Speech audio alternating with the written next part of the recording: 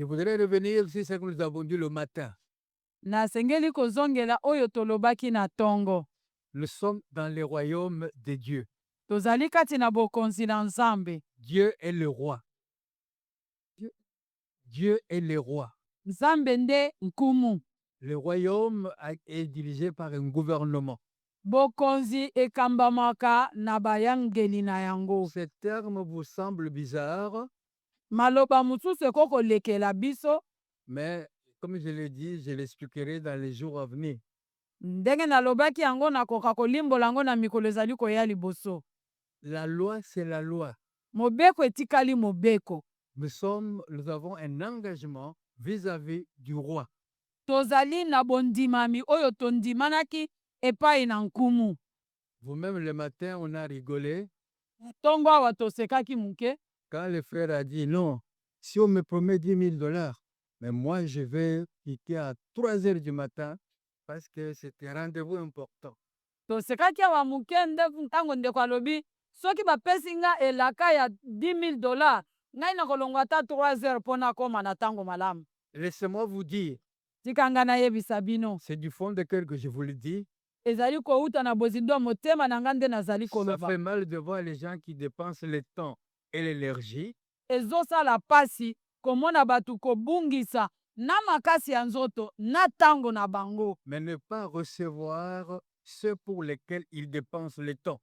Kasi bazwi te oyo ntina na yango babebiseli na ngonga na makasi ya nzoto. Si nous aimons Dieu, Soki biso tolingi Nzambe, nous devons obéir à ses commandements. tosengeli kotosa na masengami to mitindo na ye. Et nous avons vu que l'idolâtrie est en contradiction avec les services que nous rendons à Dieu. Tomonaki ete kopesa esika ya yambo na libanda ya Nzambe na eloko mosusu ezali nde mbeba oyo tozali kotambola kati na yango. Un jour, j'étais dans une église aux États-Unis. Mokolo moko nazalaki kati na yamba moko na États-Unis. Ma femme travaillait dans cette église-là. Molongani na nga azalaki kosala na kati etonga wana. Le culte commençait à 8 heures. Losambo ezalaki kobanda na ngonga ya 8 heures. À 8 heures moins 5, Na 8 heures penepene na miniti mitano, le parking était complet. bisika etelemelo ya mituka ezalaki esi etondi. À 8 heures pile, le culte commençait. Na 8 heures na ngonga ya 8 heures penza losambo ezalaki kobanda. Si vous n'étiez pas là le matin, Soki ozalaki wana te na tongo, vous allez me dire, mais vous n'habitez pas ici, vous ne connaissez pas les problèmes de trafic, les problèmes d'embouteillage. okoki koloba na ngai awa paster ozoloba bongo yo ozobika awa te oyebi mpasi tozomona na baambuteyage te. La Bible nous dit, Biblia elobi na biso, si vous voulez être disciple de Jésus, soki olingi kozala moyekoli na Yesu, vous devez accepter de porter la croix. osengeli kondima komema ekulusu. Celui qui ne veut pas porter la croix Nani oyo andimi komema ekulusu te et me suivre mpe kolanda nga ne peut pas être mon disciple. akoki kozala moyekoli na ngai te. Chez Dieu, il n'y a pas des excuses. Epai na Nzambe kolongisama ezalaka te. Je l'ai dit à haute intelligible voix, il n'y a pas d'excuses chez Dieu. Nalobi yango na mongongo makasi mpe oyo ezali koyokana polele. Epai na Nzambe kolongisama ezali te. À Kinshasa, vous dites, Na Kinshasa tolobaka. Nzambe à comprendre. Nzambe akokomprendre na ye. Nzambe à comprendre te. Esalemaka te. Je vous ai donné un verset. Napesaki bino molongo ya makomi. Dans le cœur de l'homme, il y a beaucoup de projets. Kati na yango ekomi ete moto azali na manaka ebele. Mais c'est la volonté de l'Éternel qui s'accomplit. Kasi mokano bobele mokano na Nzambe nde ekokisamaka. Ayons la crainte de Dieu. Tozala na limemia epai na Nzambe. Voilà pourquoi beaucoup vous êtes 10, 15, 20 ans dans des assemblées et vous ne recevez rien. Talantina bozali zomi mbula zomi na mitano mvula tuku mibale na kati na leyanganelo kasi ozali kozwa eloko te. Parce qu'à partir du moment que vous avez une idolâtrie dans votre vie, Po ete na tango oyo yo oza na oyo tie na esika ya Nzambe na kati ya bomoi na yo. l'idolâtrie, ce n'est pas nécessairement une statue, de photo, non. Tout ce qui prend la place de Dieu devient ton Dieu. Kogumbamela ekeko ezali kaka ekeko liboso na yo te. Ezali oyo tozali koloba eloko oyo otie ekomi ya yambo kati na bomoi na yo, nyonso oyo kotia liboso na Nzambe ezali ekeko mpo na yo. Alors, quand cette chose-là devient ton Dieu, Ne ntango eloko wana yo omitieli ekomi Nzambe na yo, il y a une cassure entre Dieu et toi.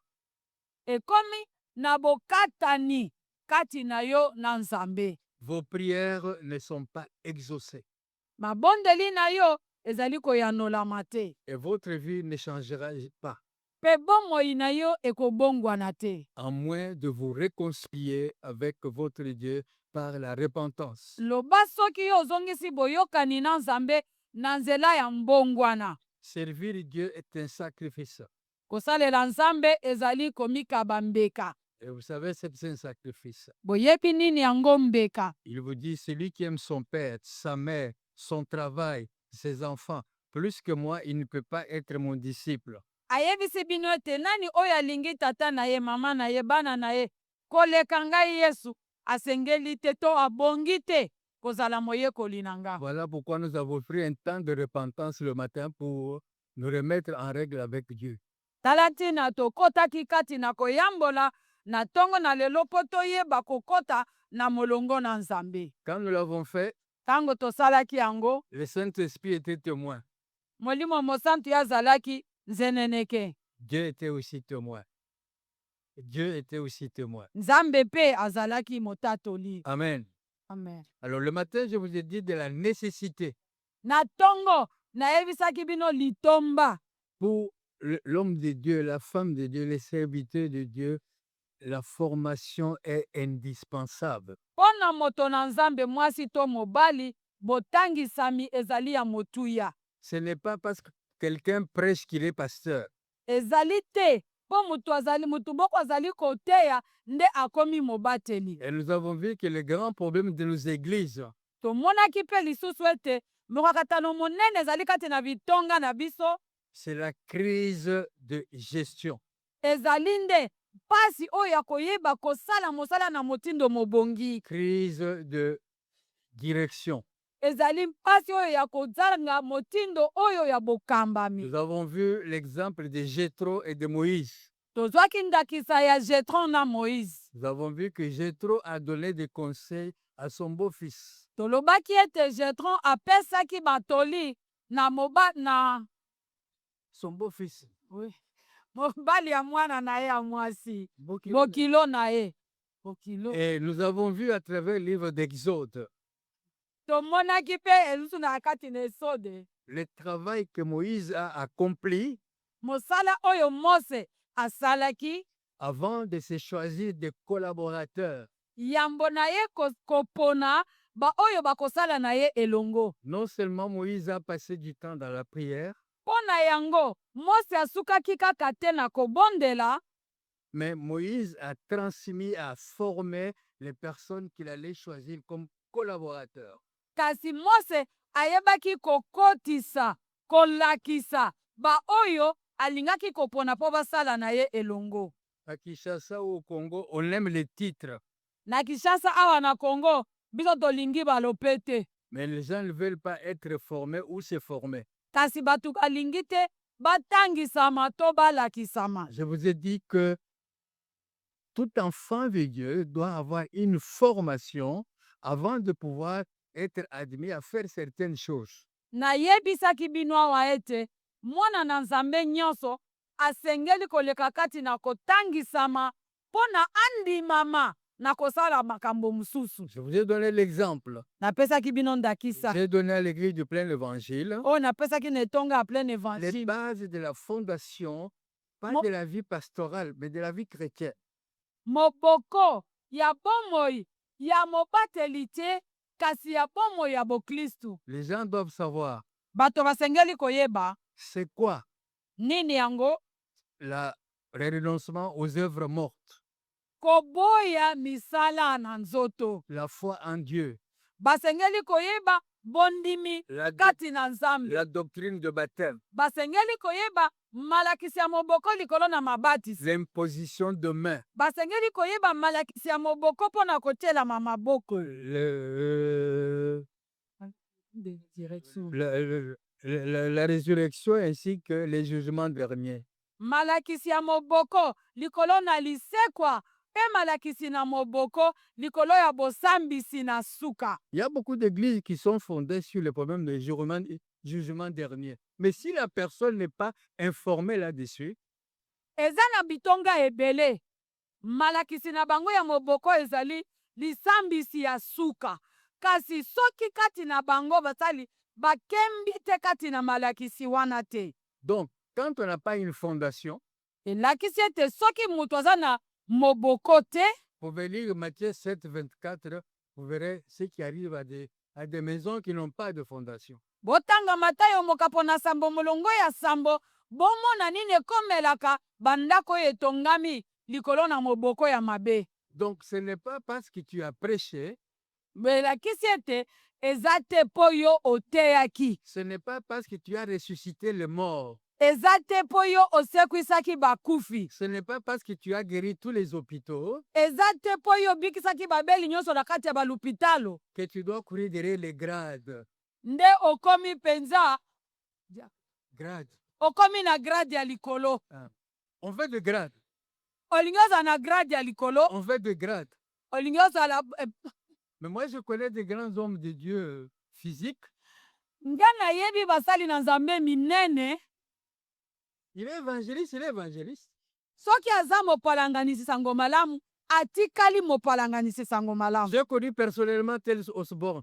Évangéliste tel Osborne. Ngai Pas l'archevêque tel Osborne. nga nayebaki mpenza ngai moko tel Osborne azalaki mopalanganisi sango malamu, akufi aza kaka mopalanganisi sango malamu. Renard Bonke, Nayebapi Renard Bonke il faisait des miracles. azalaki kosala bikamwa, Un grand évangéliste. azalaki kopalanganisa sango malamu na molongo. Toujours Renard Bonke.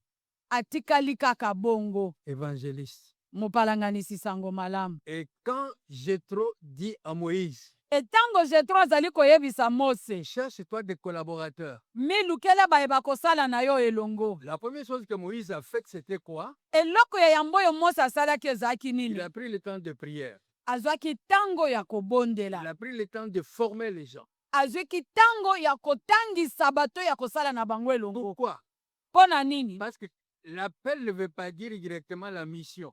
Mpo epiangeli elingi koloba te mbala moko kota na mosala. Dieu m'a appelé. Ngai nzambe abengi nga, On est d'accord? tondimi yango, Mais tu dois être formé. kasi osengeli otangisama. Dieu m'a appelé. Nzambe abengi nga, Je suis d'accord. nandimi yango, Mais tu dois être formé. esengeli ofanda batangisa yo. Nous avons vu l'exemple de M. Josué. Tozwaki ndakisa ya Yoshua 40 ans. mibutuku mine. Il n'a jamais été appelé prophète adjoint ou prophète assistant. Non. Atikala kobiangama mosakoli molandi to motei molandi te. La Bible appelle Josué serviteur de Moïse, pas serviteur de Dieu. Biblia ebengi Mose kati na mikolo nyonso na yete mosali na Mose, mosali na Nzambe te. Nous avons vu l'exemple de M. David. Tomonaki ndeko Dawidi Il est loin. apakwami. Mais le lendemain, il n'est pas allé prendre la place du roi Saül. Apakwami bo mokonzi, kasi atelemaki te lobi lolandaki kokende kovanda na kiti ya mokonzi Saul. David avait besoin d'être formé. Dawidi azalaki na bonsenga atangisama. Il devait apprendre comment on vit dans une cour royale. Asengelaki koyekola bomoi ya mbenga bokonzi na kati na ndako ya mokonzi elekamaka ndenge nini. David vivait en brousse. Ye azalaki kovanda na zamba. Je ne sais pas comment on vit dans un environnement royal. Ye ayebi te mimesano ya ndako ya mokonzi ezalaka ndenge nini. Saül croyait que David était venu pour chanter. Saulu ye akanisaki ete Daudi ayaki mpo na koyemba. Mais l'Esprit du Seigneur est en train d'enseigner à David comment vivre dans une maison royale. Nzoka nde bozwami ya Daudi kati na ndako ya mokonzi ezalaki nde molimo mosantu kotangisa ye bomoi ya kati ya ndako ya mokonzi elekanaka ndenge nini. David n'est pas allé dire à Saül, écoute, cède-moi la place, c'est moi qui suis où est maintenant. Daudi atikala te kokende koyebisa mokonzi Saul, tikelanga ebonga na bokonzi mpo nga nde napakwami. Regarde même le cas de Moïse. Tala ata likambo na Mose. Moïse avait un potentiel d'être le responsable de toute la race d'Israël. Mose azalaki na makoki nyonso ya komema mokumba ya Israeli mobimba. L'Éternel lui dit, Yawe Nzambe ayebisi ye, maintenant ça suffit. na ntango oyo boye sikoyo ekoki. Tu dois quitter le domaine de Pharaon. Tu vas aller en brousse. Osengeli otika na esika oyo bisika na Falo, osengeli kokota zamba. Tu dois apprendre Mose osengeli kotanga to koyekola à être un bon berger. motindo nini ya kozala mokengeli mpate malamu. C'est pourquoi je vous ai dit, il y a l'appel, Nde yango nayebisaki biangeli ezali, mais il y a la formation. kasi botangisami elandi. Beaucoup ne veulent pas passer par la formation. Mingi balingi koleka na eteni ya botangisami te. C'est moi qui prêche. Ngai nde nazoteya. D'ailleurs, quand je prêche, il y a beaucoup d'auditeurs, beaucoup de monde que quand celui qui prêche. Kutu tango nga nateyaka bandimi bayaka ebele ke tango mobateli azali koteya. C'est moi qui fais ceci. Ngai nde nazosala boye. C'est moi qui fais cela. Ngai nde nazosala okuna. Allez, viens, on va faire notre église. Ayaka tokende osala eglize na biso. Allez faire votre église. Bokende kosala eglize na bino. Il y a quelqu'un qui t'a dit que ce n'est pas encore le moment. Kasi eza na moko oyo alobi ete ngonga na yango eza yango te. Il y a l'appel. Ebiangeli ezali. Il y a la formation. Botangisami ezali. Il y a la reconnaissance. Sima na yango bondimi ya lotombo na yo. Beaucoup de nos églises sont malades de crises de gestion et de leadership. Mingi na bitonga na biso baza na bokono ba crise penza ya bokambami malamu pe ya bosali motindo mobongi. Voilà pourquoi cette école de misère est, comment dirais-je, est indispensable. Nde tala tina nini eteyelo oyo ya lotomo eleki koleka motuya. Pour que nous puissions accomplir l'œuvre de Dieu dans la volonté du Seigneur. Po biso toyeba ndenge nini ya kosala mosala na Nzambe kati na mokano na Nzambe. Vous ne savez pas quelle grâce nous avons. Bozo sosola te ngolu oyo biso tozali na yango. Souvent, je vais dans des conférences comme ceci aux États-Unis. Mbala mingi nakendaka na ba conférence lokola oyo na mboka États-Unis. Nous payons les billets d'avion. Tango tozokende tofutaka tike avion. Nous payons l'hôtel. Tokofuta hotel biso moko. Nous payons la restauration. Tokofuta kolia na biso moko. Et à chaque culte, nous donnons les offrandes. Na losambo nyo tokofuta tokopesa makabu. Et parfois, quand on commence à 17h, 19h, à 23h, on n'a pas encore fini. Ndango misu tobandaka 17h, 19h, tokokoma tingonga 23h nano basilisite. Mais comme chez nous, tout est gratuit. Kasi biso awa, lokola ya biso nyonso ezalaka nango ya ofele. Tozokanisa ke nyonso sika esengeli ezala ofele. Le salut n'est pas gratuit. Lobiko ya molimo ezali ofele te. Jésus a payé. Yesu afuta pona lobiko ya molimo. Mais comme ce n'est pas toi qui as payé, lokola yote mutu ofuta talo na yango, tu ne prends pas conscience du prix que Jésus a payé. Nde boye ozososola te motuya ya lobiko oyo yo ozwa.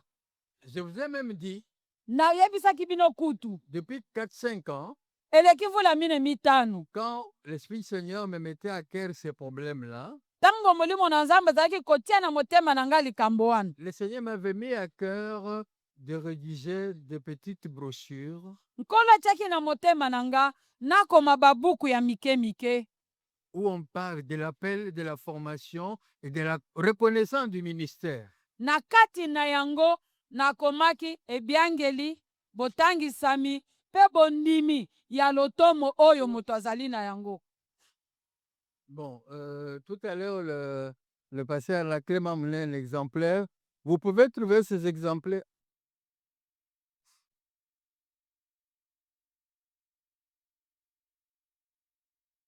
Pardon. Exactement.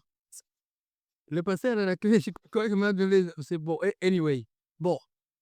Ah, tu as ça là avec toi. Il y en a 3. Yeah. Volume 1, volume 2 et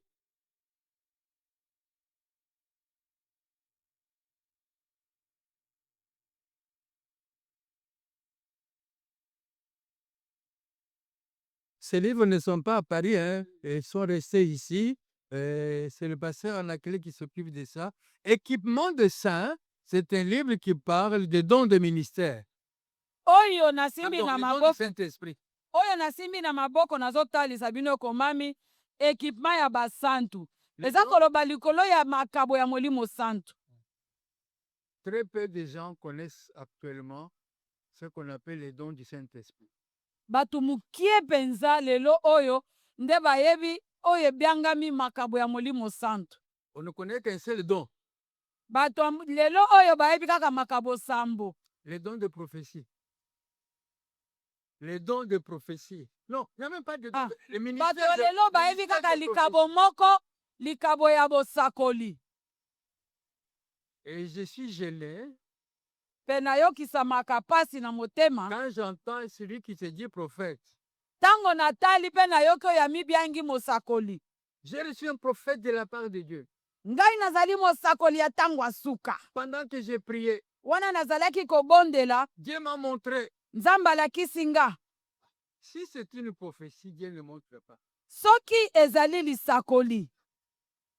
Je répète, si nazongeli c'est une prophétie, Dieu ne montre pas. soki ezali lisakoli. Ça t'étonne, hein? ekamwisi yo Dieu parle dans une prophétie. nzambe ya solo alobaka kati na lisakoli. Il ne montre pas. Quand Dieu montre, ce n'est pas une prophétie. C'est une vision. moto nyonso nde ayambaka lisakoli te, oyo yo omoni ezali emoniseli.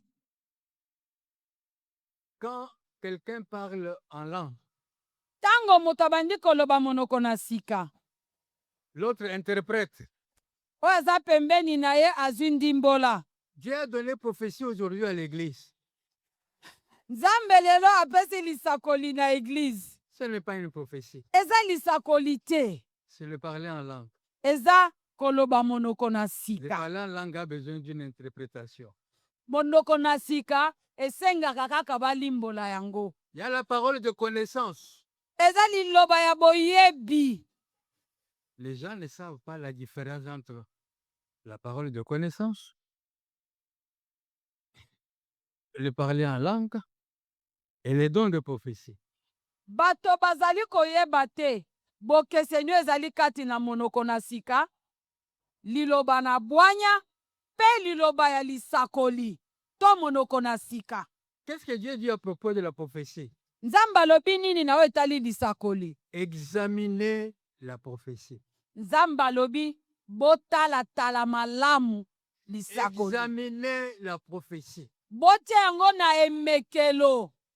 Là d'où les paroles est venues, bipai liloba wana ebimeli, elle peut être bonne, liziba na yango ekozala malamu, mais la parole est passée dans un canal qui n'est pas propre. kasi elekelo oyo liloba elekeli ekozala mabe. Comment on examine la prophétie? sikawa batiaka lisakoli na emekelo ndenge nini? Au moyen de la parole. na nzela ya liloba. Pourquoi on donne la prophétie? mpo na nini bapesaka biso lisakoli? Pour exhorter, mpo na kolendisa, pour édifier, mpo na kokembisa, pour consoler. mpo na kolendisa. Mais si moi je vais dire à mon frère, e soki ngai nalobi mpa ndeko mobali, j'ai une prophétie pour vous, naza na lisakoli likolo na yo, votre femme elle est sorcière, mwasi na yo aza ndoki, est-ce que c'est l'exhortation? natuni lisakoli wana eza lilendisi? Est-ce que c'est l'édification? eza botongami? L'ignorance. omoni sikoyo kozanga koyeba? L'ignorance. kozanga koyeba. Et puis il n'y a pas que les dons du Saint-Esprit. mpe makabo eza kaka ya molimo mosantu te. La Bible nous dit, biblia elobi na biso, je ne veux pas que vous soyez dans l'ignorance nalingi te botikala kati na kozanga koyeba en ce qui concerne les dons. na oyo etali makabo. Toi, tu as un bon Bible, un bon français.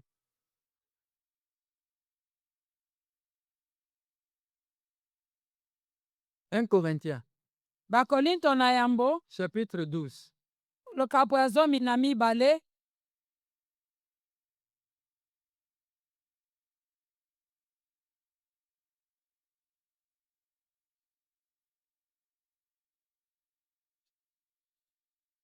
1 Corinthiens chapitre 12, Bakorinto dans le français courant. Commence par le verset 1, à haute voix, s'il te plaît. verset 1 à 3. Commence par le verset 1. ok.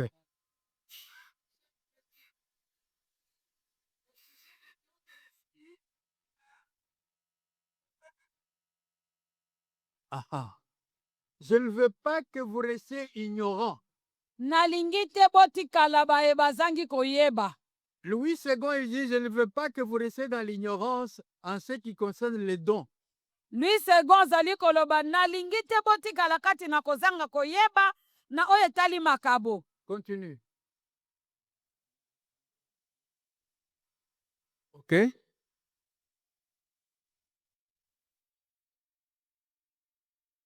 Mhm.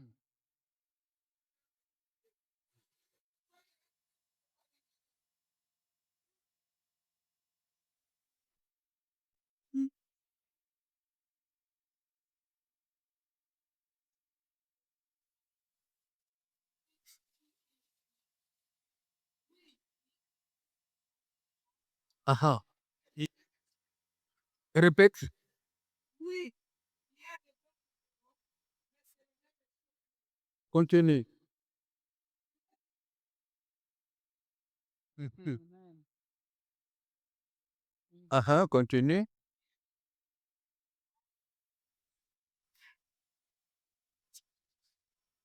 Alors, recommence, il y a les dons différents. Un instant. Il y a les dons différents, Eza na mitindo ya makabo. mais c'est le même esprit qui les donne. Kasi be molimo moko nde apesaka mitindo mina miso. Là, il s'agit de 9 dons du Saint-Esprit. Wana baza kolobela makabo libwa ya molimo santu. Continue.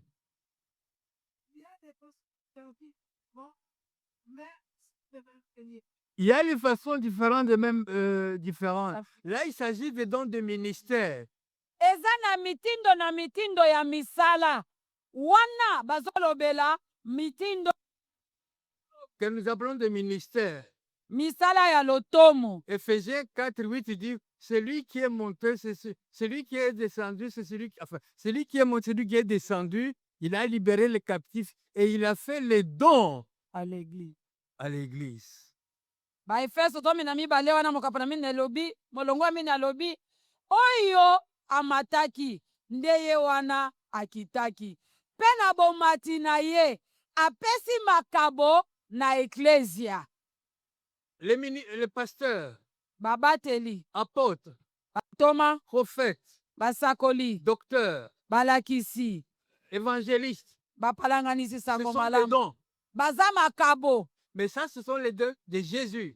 Wana baza makabo na Ce Yesu. sont les dons de ministère. Eza makabo ya lotomo. C'est pourquoi il dit là-bas, Ndeti na lobi kuna. répète la phrase.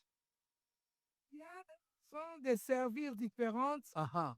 mais on sert le même Seigneur. Les façons de servir différentes, mais le même Dieu. L'apôtre, ce n'est pas un évangéliste. Le pasteur, ce n'est pas, c'est pas moi, hein, donc, c'est différent. Mais c'est le même Seigneur qui donne. Molakisi. Troisième type de don. Il y a des activités différentes, mais c'est le même Dieu qui les produit. Il y a les activités différentes. Ça, c'est les dons de Père. Si vous allez dans Romains 12, Wana ezali makabo na tata. Oyo etangami na balongo mazomi na mibale.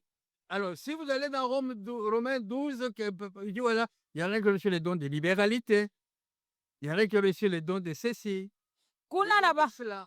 kuna na balongo mazomi na mibale etobami makabo eza oyo ya kopesa na motema malamu eza oyo ya kokamba to kotambwisa nyonso ezali na kati wana. Donc, il y a les dons du Saint-Esprit, Eza na makabo ya molimo santu. il y a les dons du Seigneur Jésus, Eza na makabo ya nkolo Yesu. il y a les dons de Dieu le Père. Pe eza na makabo ya Nzambe tata. Et quand nous allons dans les dons du Saint-Esprit, merci maman, E soki tokoti na makabo ya molimo mosantu. là aussi, c'est la carence, c'est la crise totale dans nos églises. Kuna pe lisusu bokauki penza bozangi koyeba mingi na kati ya etonga. Donc, bref, je disais qu'il y a ces 3 brochures qui sont derrière, il y a quelqu'un là-bas. Si vous n'en avez pas, voyez avec le pasteur Anaclet. Équipement de saints, il s'agit de dons.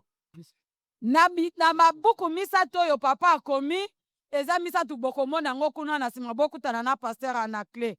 Ya yambo ezali équipement de saint. Bolatisami to bopesami bisalelo ya basantu. Alors ici, vous avez des petits volumes.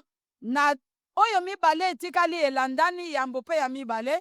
Tous sont-ils apôtres? Mutu na yango banso bazali bantoma. On parle de l'appel. Awa baza kolobela ebiangeli. On parle de la formation. Baza kolobela botangisami. Et on parle de la connaissance du ministère. Pe bazali kolobela likolo na boyebi to bondimi ya lotomo. Nos églises sont pleines Ba église na biso etondi de porteurs de titres na ba Peter balopeto ba biangeli et de grades. Pe ba grade. Mais en matière de formation, ils n'ont pas le temps de formation. Kasi na oyo etali botangisami batangisami te. Ces choses-là doivent changer. Makambo wana esengeli esila. Jétro dit à son beau-fils Moïse. Jétro ayebisi bokilo na ye Mose. C'est par ces versets-là qu'on avait terminé le matin. Esika wana nde totelemelaki na tongo. 18, Exode 18. Verset 20. Enseigne-leur les ordonnances et les lois. Tangisa bango malako pe mibeko.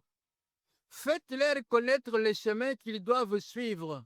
Lakisa bango pe yebisa bango nzela basengeli kolanda. On doit t'enseigner les chemins que tu dois suivre. Basengeli kotangisa yo nzela oyo kotambola. Moi, j'ai le Saint-Esprit. Ote, nga naza na bonsenga balakisa nga nzela te naza na Molimo Santo. J'ai l'onction. Nga naza na epakweli. Paul n'avait pas d'onction. Toloba te Paul azalaki na epakweli te. Mais il a fait combien de temps? Asalaki mikotango boni. Il est resté combien de temps au pied de Gamaliel pour être formé? Avandaki tango molai boni na makolo ya Gamaliel po ete atangisama. Voilà combien nos églises ont des crises, ont des sérieux problèmes. Omoni sika wapona nini ba église na biso ebele eza na ba crise, eza na ba mikakatano ebele. Et nous avons vu ce matin, je crois, Pe ezali na tongo wande tomonaki na banzi.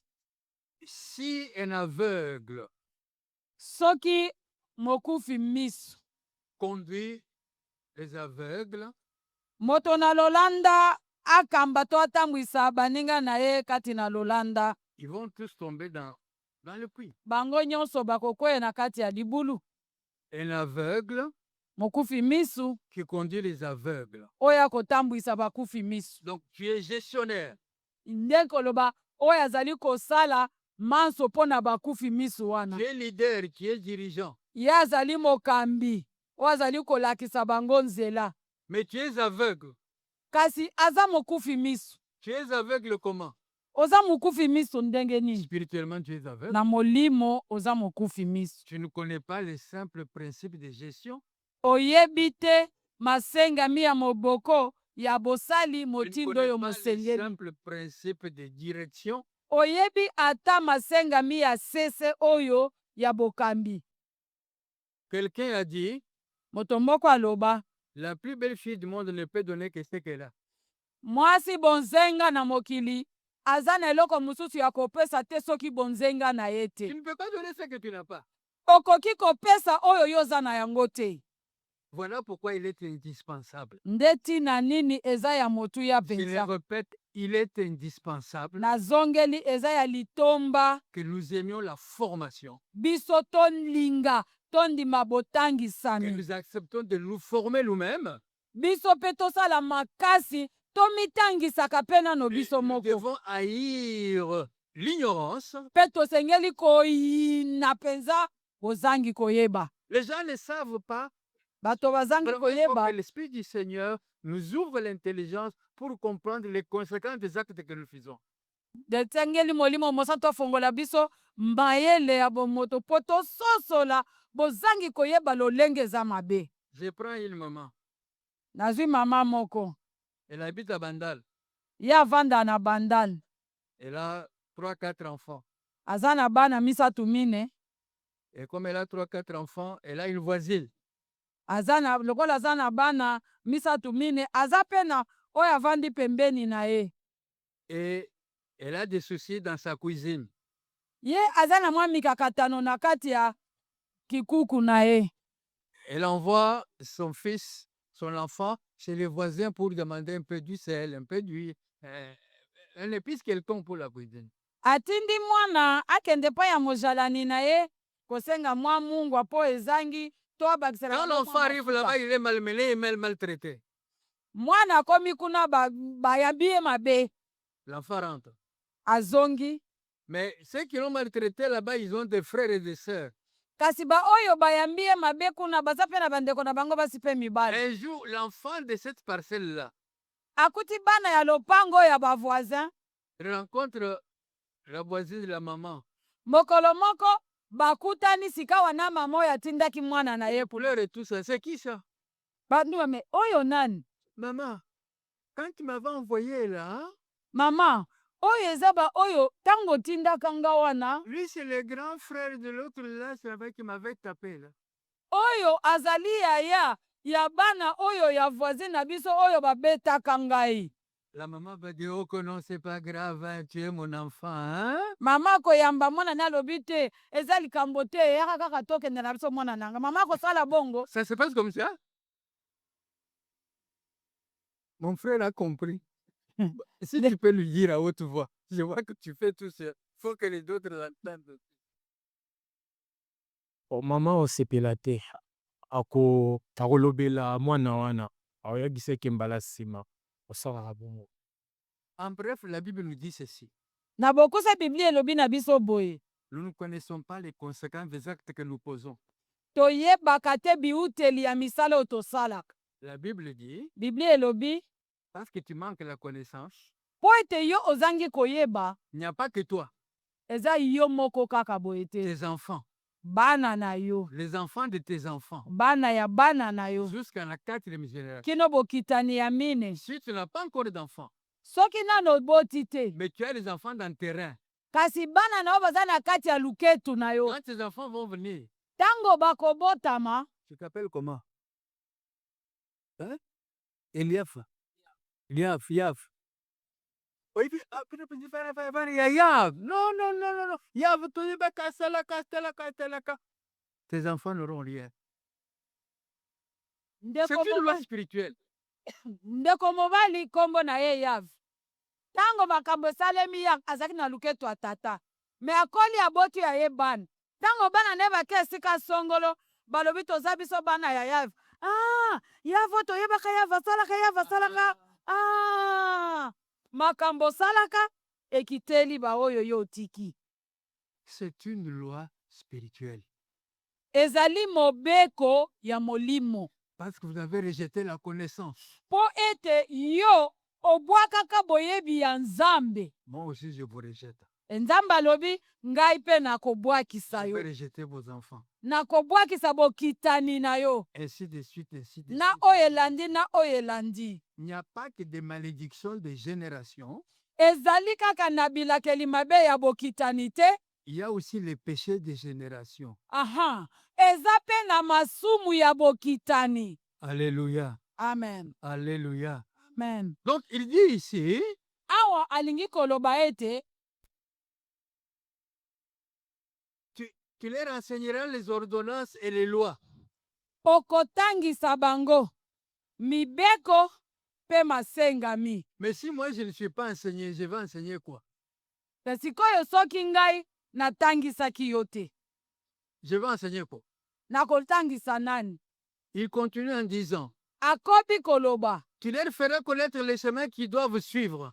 okolakisa bango nzela oyo basengeli kotambola.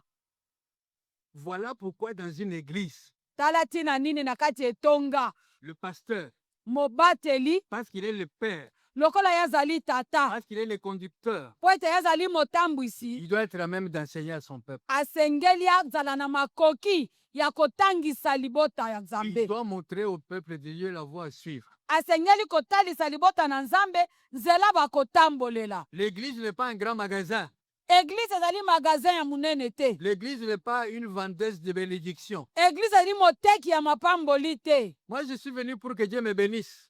O nga na yawa kapo nzambe apambola nga. Je suis venu pour que Dieu me donne une femme. Nga na yawa kapo nzambe apesa nga Je mwasi. suis venu pour que Dieu me donne du travail. Ngai na yawa kaka po nzambe apesa nga musala. Dieu te dit, Nzambe ayebisi yo. cherche premièrement le royaume et la justice. Luka yambo na nyonso bokonzi pe boyengebeli na yango. Et je crois, Pierre nous dit, Naliki na kanzeza Pierre muto ayebisi biso. c'est moi que je vous donne la vraie référence. La lettre de Pierre, je crois, ou Jacques. Chapitre 1.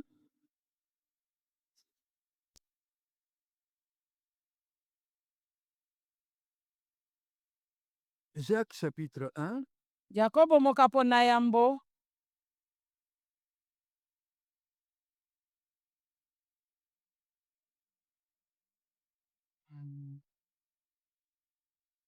Excusez-moi.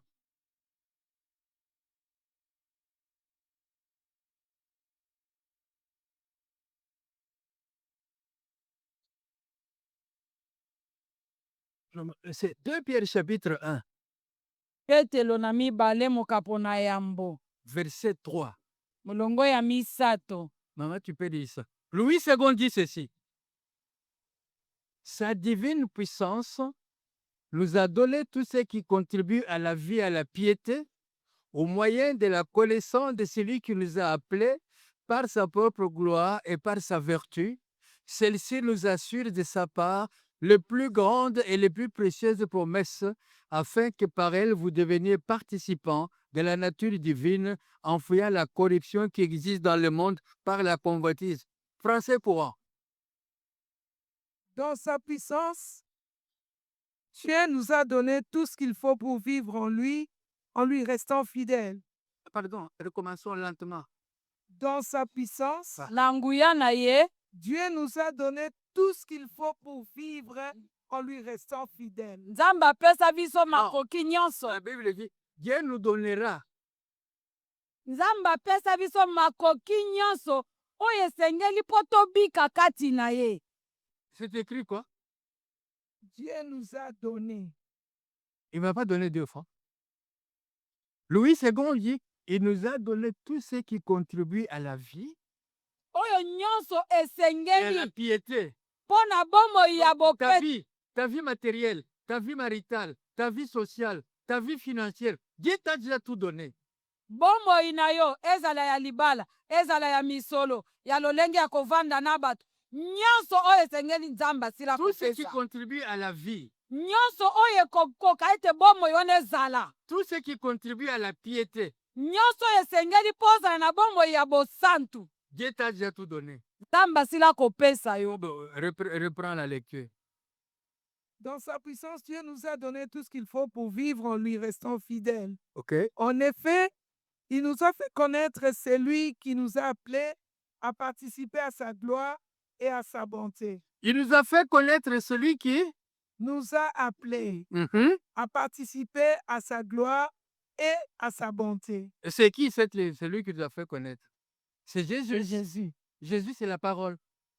Alors, si tu ne connais pas la parole, comment vas-tu connaître ce que Dieu a déjà donné à toi, Sikoyo ta soki vie yo, spirituelle et pour ta vie matérielle? sikoyo soki yo oyebi liloba na Nzambe te, okoyeba ndenge nini maemanso Nzambe apesa biso po ozala na bomoi ya molimo mpe bomoi na yo ya mikolo na mikolo.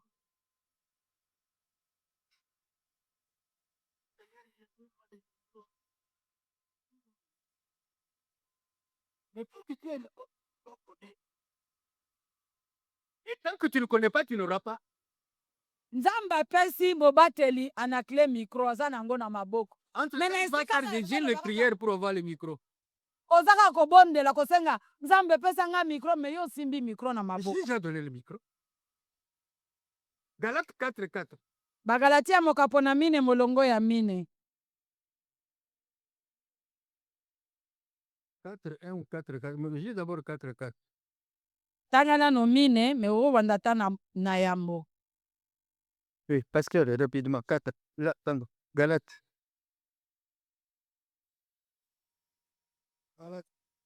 Galates chapitre 4, Oui, 4. verset 4. Mais lorsque les temps ont été accomplis, Dieu a envoyé son Fils, Verset 1. verset 1. Or, aussi longtemps que l'héritier est enfant, je dis qu'il ne diffère en rien d'un esclave. Tanga, répète encore. Répète. Or, aussi longtemps que l'héritier est enfant, je dis qu'il ne diffère en rien d'un esclave. Aussi longtemps que ton héritier, il est enfant. Tango molai boni mosangoli libula akoumbela mwana muke akeseni te na moumbu. Et l'esclave, qu'est-ce qu'il a? Moumbu azaka na eloko nini? Rien. Mais toi qui es héritier, Kasi ye oyo ozali mosangoli libula tant que tu restes un enfant, kino tango molai oyo koumbela mwana tu ne diffères pas d'un esclave. okeseni na moumbu te. Dans les droits civils, Na kati ya droit mobeko ya bofandi ya bato, tu n'as pas la majorité.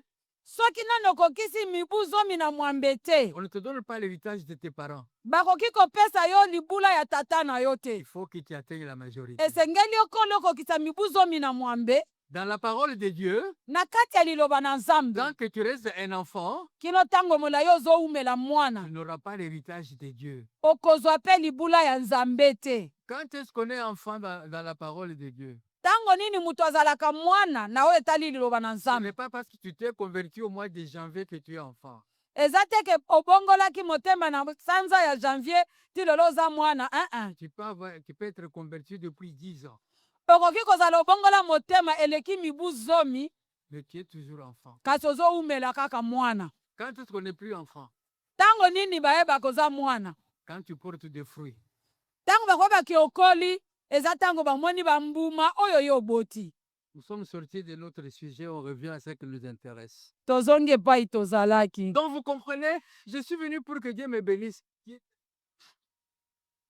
Onga na ye na eglise po napa Nzambe apambolanga. Nani ayebi soki oyaki eglise ya mapambo? Dieu t'a déjà guéri. Nzambe asi apesa yo lobiko ya nzoto. Quand vous lisez Ésaïe 53, il dit, par le meurtrissure de Jésus, nous allons recevoir la guérison. Ngai na Bible na ngai ekomami Est-ce qu'on a... na mapipi na Yesu tokozwaka lobiko ya nzoto. Il nous a bénis de toutes les bénédictions. Ta bénédiction, avant qu'elle soit maturée, elle est d'abord spirituelle. Liloba na Nzambe lobi ete apambola biso na mitindo nyonso ya mapamboli na molimo. Mapamboli yambo emonana na nzoto ebandaka na molimo. Mais pour que ce qui est spirituel devienne physique, kasi po ete oyo ya molimo eya komonana na nzoto, c'est toi. Ezosenga yo. C'est toi. Ezosenga ye. Ce n'est pas Dieu. Eza Nzambe te. Ça dépend de toi. Ezotalela yo. Ça dépend de ta relation avec ton Dieu. Ezotalela boyokani oza S'il n'y a pas cette relation-là, tu ne verras pas la main de Dieu. Soki boyokani wana na Nzambe eza te, lipamboli wana pe kokoma na nzoto te. Ça vient comment? Ezoya motindo nini? Au moyen de la connaissance. Na nzela ya boyebi. Donc, j'ai trop dit à Moïse, nde boye Jetro ayebisi Mose, tu vas leur donner des enseignements, tu vas les former. okotangisa bango, okopesa bango malako pe mibeko. Voilà pourquoi la Bible nous dit, Ndeti na nini Biblia elobi na biso?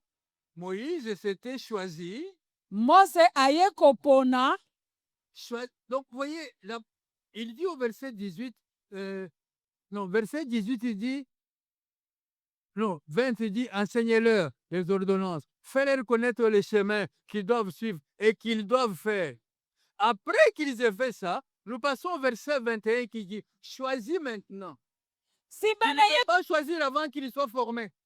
Simanaye, kosala oyo bayebisi na molongo ya tuku mibale, oyo ezalaki ete apona atangisa bango, alakisa bango nzela, tokiti na molongo ya tuku mibale na moko, nde bayebisi pona sikawa. Tu dois d'abord les former. ya yambo esengeli otangisa bango. Mais quand ils ont formé, Kasi ntango asisi kotangisa bango, la Bible dit choisi. Biblia elobi pona. Ça veut dire quoi choisi? Elingi koloba nini pona? Quand on choisit, ça veut dire qu'on ne prend pas tout le monde. Ntango balobi likolo ya boponi, elingi koloba te bakozwa bato nyonso te. Vous êtes d'accord avec moi? Toyokani na esika Quand on wana, choisit, on ne prend pas tout le monde. ntango baponaka, bazwaka bato nyonso te. On les a formés. Batangisi bango nyonso. Maintenant, on va choisir dans la Siko na formation kati que ya nous bao nyonso batangisi, baponi. avons. Amen. Amen. Donc, et rapidement, voyons Éphésiens 4, versets 11 à 16. Éphésiens chapitre 4, versets 11 à 16. Baefeso mokapo na mine, molongo ya zomi na moko kino zomi na motoba. Pourquoi dans nos églises, il y a l'échec de, comment dirais-je, de délégation, si on peut l'appeler ici? Ndenge nini makambo ya kopesa to kokabola bokonzi to bokambi? Parce que c'est verset 19, pardon, le verset 20. Po ete molongo ya tuku mibale Nous ne l'accomplissons pas. tosaleli yango te. Nous choisissons, Tozopona, mais les personnes ne sont pas formées. kasi molongo ya tuku mibale oyo ya Nous botangisi déléguons tosaleli yango te. l'autorité. Nous déléguons l'autorité. Tozali kopesa bokambi Mais to ndambo na bopifo, les personnes ne sont pas formées. nzoka epai opesi yango bango batangisami Et comme te. ils ne sont pas formés, Ebiso baepe totangisami ils te, ne peuvent pas accomplir la mission. tokokokisa mosala te. Alors, Éphésiens 4, verset 12, il dit quoi? Baefeso mine zomi na mibale alobi nini? Là, nous sommes dans les dons de Jésus-Christ. Wana tozali kati na Les dons makabo du ya ministère. makabo ya lotomo. La Bible dit ceci. Nous l'avons dit tout à l'heure. Il dit...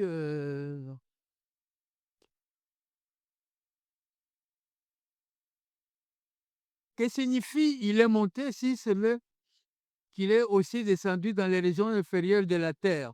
Celui qui est descendu, c'est le même qui est monté au-dessus de tous les cieux, afin de remplir toutes choses. Il a donné maintenant, voici les dons qu'il a donnés. Il a donné les uns comme apôtres, les autres comme prophètes, les autres comme évangélistes, les autres comme pasteurs et docteurs. Ça, ce sont les dons. O wana nde makabo. Pourquoi ces dons? Pona nini apesi makabo wana? Voici l'obligation. Tala oyo esengami. Voilà ce que Dieu attend Tala oyo nzambe azozela. de chacun de ces dons. Kouta na makabo wana nyonso apesi. Verset 12. Molongo azomi na mibale. Il a donné pour le perfectionnement des saints. Alobi pona kokembisa kojalisa bakembi basantu. En tant que dirigeant, Wana yo ozali mokambi. en tant que leader, Wana ozali motambwisi. tu as la responsabilité Oza na mokumba de perfectionner les saints. ya kokembisa ya kojalisa oyo bakoki. C'est quoi perfectionner? Nini yango kokembisa to kokomisa moto ya koki? Je crois que ce sont des choses que vous comprenez facilement. Perfectionner quelque chose, Kokomisa eloko oyo ekoki c'est restaurer la chose, ezali kotonga yango mbala na lui mibale. donner un état d'origine, Kozongisa ye na esika ya ebandeli. le rendre capable Kokomisa ye moto na et makoki complet. pe atondisa mito akoki. Vous êtes évangéliste, Ozali mopalanganisi sango vous êtes malamu. prophète, Ozali mosakoli. vous êtes docteur, Ozali molakisi. vous êtes pasteur. Ozali mobateli. Voici la première chose que Dieu attend de toi. Tala eloko ya yambo oyo nzambe azozela yo osala. Tu dois perfectionner les saints. Yo osengeli pe okembisa basantu. Comment je peux les perfectionner si moi-même je ne suis pas Na perfectionné? kokomisa bango bakoka ndenge nini? Comment je peux les perfectionner si moi-même je ne suis pas perfectionné? Na kokembisa bango ndenge nini soki nga moko nakembisami te? Donc, il s'agit de sortir les chrétiens, edawa ezali koloba kobimisa baklisto les amener à l'obéissance de la parole de Dieu. komema bango na esika ekoki ya liloba na Nzambe Parce que, alors il dit, pour le perfectionnement des saints, mpo na bokembisami na basantu. pourquoi est-ce qu'on doit les perfectionner? Mpo na nini kojalisa bango baoyo bakoki? En vue de l'œuvre du ministère. Mpo ete basala mosala ya lotomo. Les saints sont perfectionnés, Basantu bakembisami pas pour rester les bras croisés dans l'église. mpo na batikala bakangi maboko kati na etonga te. C'est pour servir Dieu. Eza mpo na basala mosala. Je répète, Nazongeli. les saints sont perfectionnés Basantu bazokokisama pour servir Dieu. mpo na kosalela Nzambe. Qu'est-ce que toi tu fais dans l'église? Ayo osalaka nini na etonga? Je regarde d'abord. Anazotala nano. Il n'y a pas et il ne doit pas y avoir de spectateurs dans une église. Na kati na etonga ezali te pe esengeli te kozala batali pamba. Il ne doit pas y avoir de spectateurs dans une église. Esengeli te batali pamba bazalaka na kati etonga. Servir Dieu ne consiste pas seulement à avoir les micros. Kosalela Nzambe ezali kaka kosimba elobeli te. Le culte est terminé. Losambo esili, Moi, je viens, ngai na ye, je range les chaises, nga nakoya nazongisi bakiti alima, je ramasse tous les papiers qui seraient tombés. na lokoti mwa basalite oyo bakweyisi na se. Je suis servante de Dieu. Na musala wana naza mosali na Nzambe. Je suis serviteur de Dieu. Naza mosali na Nzambe mwasi to mobali. Alléluia. Amen. Le culte est fini, Losambo esili, ou avant le culte, to yambo losambo ebanda, ou les jours où il n'y a pas de culte, to mokolo oyo losambo ezali te. je viens Ngai nakoya avec mon balai, na kombo na nga, je regarde là où il y a l'étoile d'araignée, natali esika ezali bandako ya baaraigne ezali, là où il y a la poussière, esika wapi putulu ezali, là où il y a des choses qui ne vont pas. esika wapi makambo eza ya kobongisama te. Je suis le serviteur de Dieu. Naye nasali yango, nazali mosali na Nzambe. Le serviteur de Dieu, c'est le passé. Mosali na Nzambe aza kaka oyo asimbaka mikro te. Donc, Nde boye, pasteur, mobateli, docteur, molakisi, enseignant, molakisi, apôtre, ntoma, prophète, mosakoli, vous avez les devoirs. epesa bile motindo to mosala, Les devoirs motindo de perfectionner le sang. ya kokembisa basantu. Venez demain, Boya lobi, Dieu va vous bénir. Nzambe akopambola biso, N'oubliez pas l'enveloppe du sacrificateur. bobosana te l'offrande du sacrificateur. Demain, nous allons prier pour vos bénédictions. Po lobi tokobondela mpo na mapamboli na bino. Pasteur, s'il vous plaît, c'est quel verset? Paster natuni yo, nabondeli yo. Eza verset nini na Biblia? Je n'ai pas bien compris. Papa me dit, c'est quel verset? Na yoki yango malamu te. Eza verset nini na Biblia? Et c'est ce que dans beaucoup d'églises on fait. Nde yango mingi basali bazali Toi aussi, tu kosala. dis non, non, je vais avoir beaucoup de fidèles.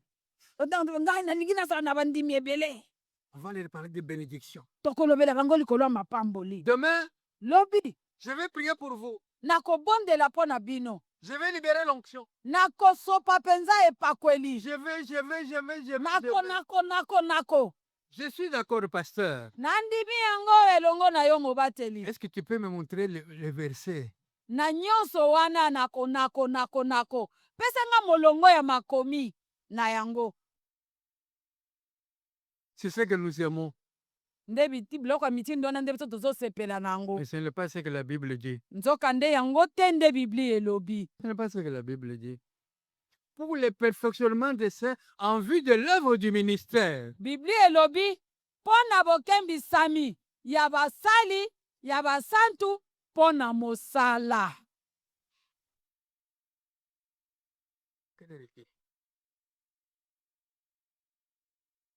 Pardon?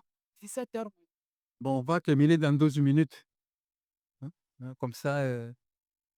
Donc, même pas, on va terminer maintenant. Bien-aimé dans le Seigneur, je dois changer.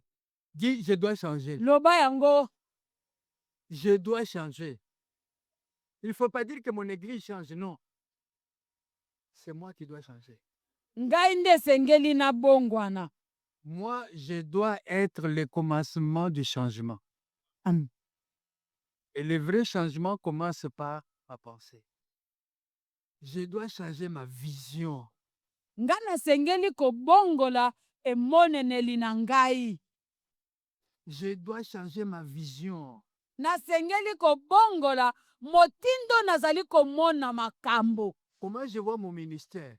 Lolenge nini nazali komona lotomo na nga. Comment je vois l'œuvre que Dieu m'a confiée? Mosala na nzambe oyo batie na maboko na nga nazomona yango ndenge nini. Comment je vois ma relation avec Dieu? Lolenge na ngai ya kozala na nzambe nazomona yango ndenge nini. Je dois changer ma relation avec Dieu. Ngai moko nasengeli kobongola lolenge ya kozala na nzambe. Je dois changer ma relation avec Dieu. Ngai moko nde nasengeli kobongola lolenge ya ngai kozala na nzambe. Dans les jours à venir, je vais vous parler de la prière. Na mikolo ezali koya liboso tokokabola likolo ya Parce libondeli. que la prière ne consiste pas à dire, Seigneur, viens me bénir. Po libondeli eza te koloba kaka ke kolo yaka kopambola La nga. prière consiste à dire à l'éternel Dieu, Libondeli ezali nde koyebisa yawe nzambe me voici, ngai yeyo utilise-moi. sala kolekana na nga. Je dois être le canal. Nga nasengeli kozala elekelo. Je dois être le canal pour Dieu. Nga nasengeli kozala elekelo ya nzambe. Et quand Dieu va m'utiliser comme canal, Etango nzambe akosalela nga lokola elekelo na ye, il va bénir ce canal. ne akopambola elekelo na ye wana. Je termine par cet exemple. Nasukisi na ndakisa oyo. Abraham envoie son serviteur Abraham atindi mosali na pour ye aller chercher la femme pour son fils Isaac. po akende olukela mwana na ye Izake mwasi. Sur la route, Na nzela ya bokei Seigneur, je dois m'arrêter dans ce village-là. alobi natelema na mboka oyo boye. La fille Mwana mwasi qui lui donnera de l'eau, oyo akopesa ngai mai ya komela. ah, Ngai c'est cette fille-là qui sera la femme de mon patron. mwana mwasi wana nde akozala mwasi ya patron na nga. J'arrive dans le village, Nakomi na kati ya mboka, il voit des filles qui vont chercher de l'eau. amoni bilenge basi bazokende kotoka Il demande mai. à une fille, est-ce que tu peux nous donner à boire? Asengi na elenge mwana mwasi moko koki kopesa nga mai ya komela. Rebecca va amener de l'eau pour monsieur. Rebeka atoki mai mpo na ye. Comment s'appelle encore les serviteurs d'Abraham? Eliezer. Il amène de l'eau pour Eliezer. Amemi mai apesi Eliezer. Sans le demander, la fille dit à Eliezer, Ata kutu kotuna ete tokosenga na Eliezer. Eliezer dit, non, la fille dit à Eliezer, Mwana mwasi ye moko nde ayebisi na Eliezer. ne sois pas pressé. Kozala na lombangu ya Je kokende vais te. chercher de l'eau pour tes chameaux. Nalingi nakende koluka mpe mai mpo na bakamela na yo. Un chameau prend combien de litres d'eau? Kamela amelaka balitre boni ya mai. Hein? 40. Non, Eliezer, il a fait combien de litres? Hein? Combien? Ah. Eliezer a bu peut-être 1 litre. Eliezer ye amelaki ntango mosusu litre moko ya mai. Mais le chameau qui avait porté Eliezer, Kasi kamela oyo ememaki oyo etambwisaki Eliezer, il a eu 40 litres. ye ameli tuku misato ya balitre ya mai. Toi, tu es le chameau. Yo nde kamela. Je répète, Nazongeli. tu cherches à être le chameau de Dieu. Yo ozali kamela ya nzambe. Cherche à être le chameau de Dieu. Luka ozala kamela ya nzambe. Quand tu seras le chameau de Dieu, Tango yo kozala kamela ya nzambe, il va amener maintenant au lieu où tu dois arriver. omemi ye bisika esengeli okoma. Dieu va dire, mais il y a un canal. Nzambe akoloba nazanga moko te naza na elekelo. Il y un instrument. eza na elekelo esalelo C'est moko grâce à cet instrument que moi je suis arrivé ici. eza nde mpo na esalelo wana nde nga nakomi epa na yo Donner un litre à l'instrument. nakomi awa na nzela ya Je esalelo vais oyo donner 40 litres à l'instrument. osengeli opesa tuku misato ya Je litre vais ya donner mai 40 litres na à esalelo na l'instrument. ngai wana pesa tuku misato ya litre ya mai na esalelo wana Soyez les chameaux de Dieu. tika bozala bakamela ya nsambe Soyez les chameaux de Dieu. tika bozala bakamela ya Soyez les chameaux nsambe de Dieu. tika ete bozala bakamela ya nsambe Que le Seigneur vous bénisse. kola pambola